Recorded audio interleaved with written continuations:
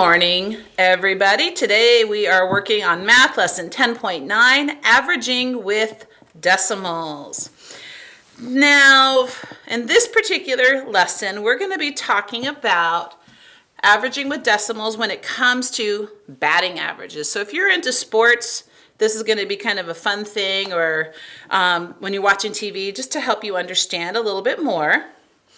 Now, for instance, a batting average is going to show the percentage of times a player gets a base hit. There was this guy named Ty Cobb, and he played for the Detroit Tigers between 1905 and 1928, and his batting average was .366, and that's a career record. So today we're going to be learning about how to get that number.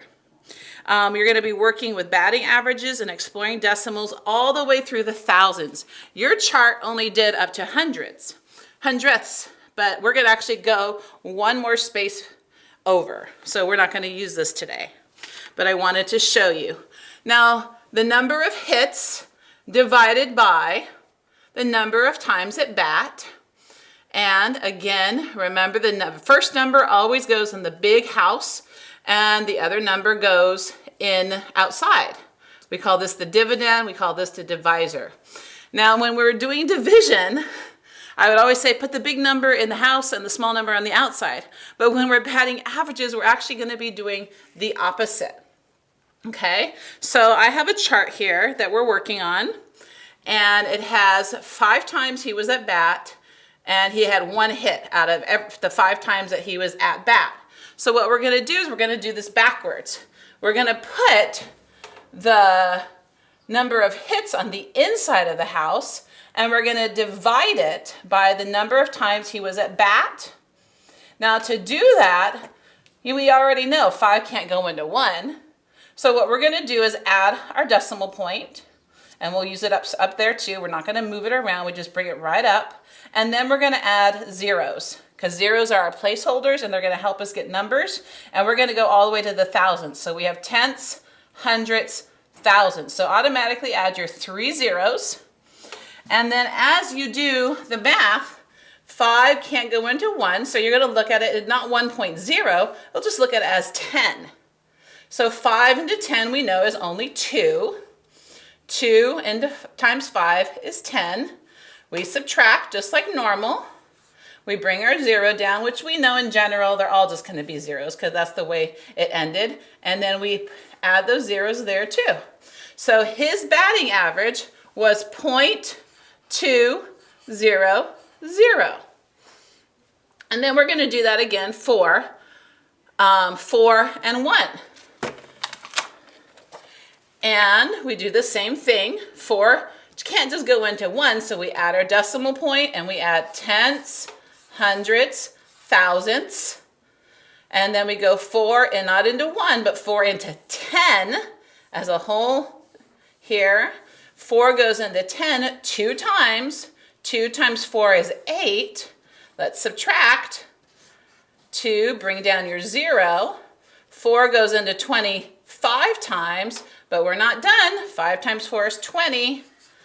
And that's 0. We bring down the 0. 4 goes into 0 times. And our percentage, or our decimal now is .250. Don't forget to include all the way to the thousands place.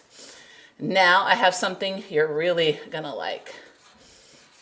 I tried to send home all your calculators this week, and some of you already had them at home. And if you don't have a calculator, that's okay, because you can still do the division, but it's even more fun to do it on a calculator. Now, once again, we do our hits first. So you're going to do your 3 divided by the 4 equals, in this case, it says 0.75, but that only goes to the hundredths place. And so what do we need to do to get the thousands place? We're going to add that 0. So I'm going to say 0.75 5, and I can't leave this blank. I'm going to put a 0 in here, and that's the batting average that he had. He had 3 hits, but he was at bat 4 times, so you can see that we're getting closer and closer to 100 here. All right, so you're going to continue working on the lesson. Check understanding. It says use a calculator to find the average with the decimals, and it gives you the numbers that you're supposed to punch in the calculator. And then you're going to go into practice and do the same thing and use the Faith Force record sheet to help you find your answers. And then you're going to find those answers and put those numbers in the chart for 5, 6, 7, and 8. Have a great time with decimals and averaging them. And if you have any trouble at all, please don't hesitate to make an appointment with me and we can talk about it on Zoom. Have a great time.